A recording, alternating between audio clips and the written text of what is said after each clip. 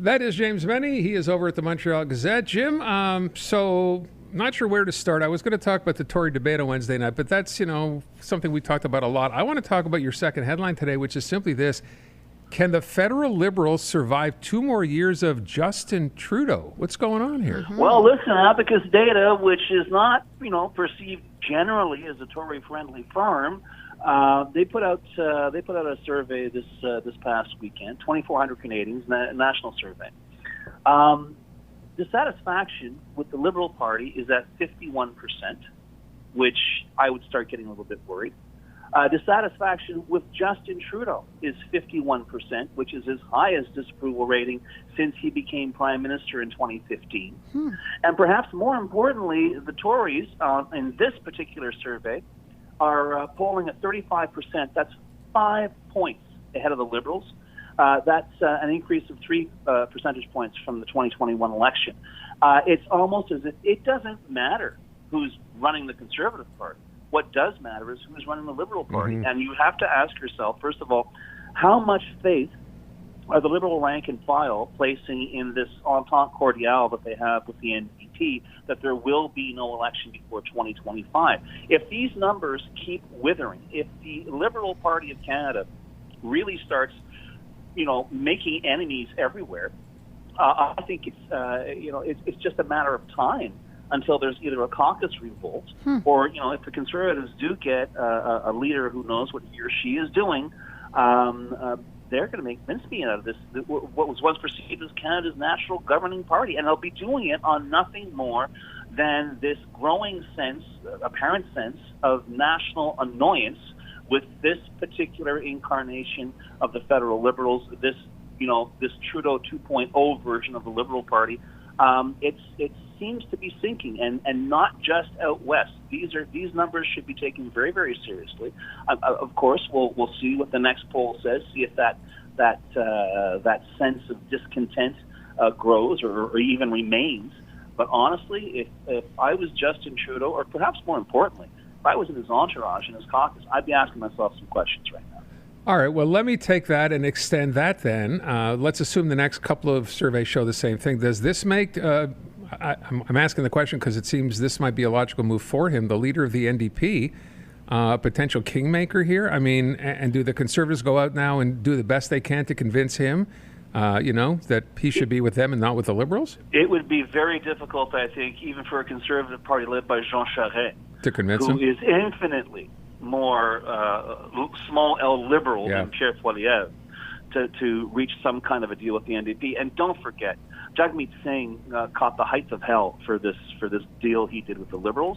There are a lot of people who figure there is no NDP anymore. It's just this kind of, not so much a kingmaker, but a political prop in the engineering sense of the word, that's holding up this Liberal government. But I think that's part of the issue as well. Certainly, whatever magic there was in 2015, and you'll recall the morning after the election, or perhaps even election night, you and I were talking, and I said, be careful, Justin Trudeau did not win this election. Stephen Harper lost it. Right. And we've seen that sheen deteriorate, become more dull with imagine 2 elections we've had in the past 7 years. The other thing as well is, don't forget, I know he smiles and he says all the nice things during the photo ops. Justin Trudeau's grip on the federal Liberal Party at the moment is as iron and immovable as Stephen Harper's on the Conservative Party in 2015. However, we see what that led to. So, as I say, where will this go? Will the numbers keep going down for the Liberals? If they do, someone somewhere is going to have to, break glass, hit the alarm, and figure out what they want to do. Governments get tired. I understand that. And more importantly, the electorate gets tired of governments. But the fact of the matter is that this party has essentially become almost a parody of itself. Mm-hmm. It is as I like to say, it's all frosting, very little cake. Basic government services, whether it's the administration of airports, passports, you name it. And I know people say, well, the Prime Minister doesn't run the airports, but you know what? His government kind of should have figured out there was going to be a wave of travelers coming up. And it's stuff like that. It's not the idealistic stuff. It's not the worldview stuff. It's not the environmental stuff. It's stuff that affects you. It's stuff that really got you PO'd, and you take that home with you, and you remember that, and for you, that becomes your impression, your template of the Liberal Party. And I think that's what those numbers are saying, guys. I mean, we've discussed many times about how it seems very clear that Trudeau has been paving the way for Chrystia Freeland to take over. So does this just expedite that whole process? I'm not entirely sure he's been paving it. I mean, I think a lot of us have been mixing our own concrete. I think a lot of people have been looking at a very accomplished individual, a very accomplished politician, a loyal politician, because remember, when Trudeau signed off on sending those turbines back to Russia so it could sell gas, and the rationale was, well, it's to help our NATO allies. Well, here's Chrystia Freeland, who is already banned from Putin's Russia, whose mom helped write the constitution of what we now know as Ukraine, was very loyal, said, listen, it was unpleasant, but it was something that had to be done. But all that said, I mean, comparisons are the real analysis of who's doing what. And right now, if I was a betting man, and I am, and if there was suddenly a race for leadership, I think Chrystia Freeland has it hands down. The question is, does Justin Trudeau want to lead? I don't know. He's not looking real happy to me, and I'm made worse by the fact that he has gotten the worst haircut I think I've ever seen for Justin Trudeau. Okay. Yeah. Just saying. When archaeologists start digging up the ruins of our civilization 1,000 years from now, I think they'll speculate over what kind of a cult was created about one particular politician's haircut. Yeah. I mean, this began with the Harper Conservatives, the whole nice hair thing. But listen, this is the other problem. You can't look at Justin Trudeau as anything more than an image these days. I'm not entirely sure what he stands for. Yeah. I'm not entirely sure what he believes in. I'm not entirely sure that people will turn around and say that the next time he says we have to support Ukraine all we can, and say, well, you kind of didn't. I mean, there seems to be a chunk of reality missing in the Liberal leadership right now. And I don't know how long that sort of like dream world can endure. Yeah, fair enough. I do agree. And then I'm just curious then, where does all this leave Jagmeet Singh if people are feeling betrayed by the coalition?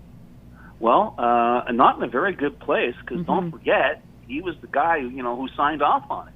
I mean, there are other, and I've always complained, the NDP has always been in a very comfy, self-righteous place because they know they'll never form the government.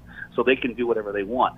Jagmeet Singh, in the meantime, seems to have done a deal with a party that essentially has kept his party out of power, which has tried to outflank it on the left every single campaign. If the idea was, well, we have to have this entente to stop the Conservatives, to stop what the Conservatives are turning into, guess what? It doesn't seem to be working, because those numbers suggest, and it's not, as I say, it's not just out west. It's in Quebec, it's in Ontario. It's people are just getting fed up with the same recycled shtick that we've been hearing pretty much since 2015. The problem is, for all the bon mot, there hasn't been much in the way of results. Governments should govern. This government does not seem to be doing that very well these days. I don't know, Jim. I have a feeling, maybe Elizabeth May's the kingmaker here. She's decided to run again. Don't start with Elizabeth May. really. I can't even believe she's going to run again. No, really. Can you imagine being a committed environmentalist? Yeah. And seeing what's already happening, seeing all the smoke that's being blown by all these parties, and yet here's the Green Party, which seems so busy. It's imploding, busy blowing itself up. Yeah. I mean, they could give the Liberals in Quebec could get Liberals to get lessons from the Greens on how to self-demolish your own party.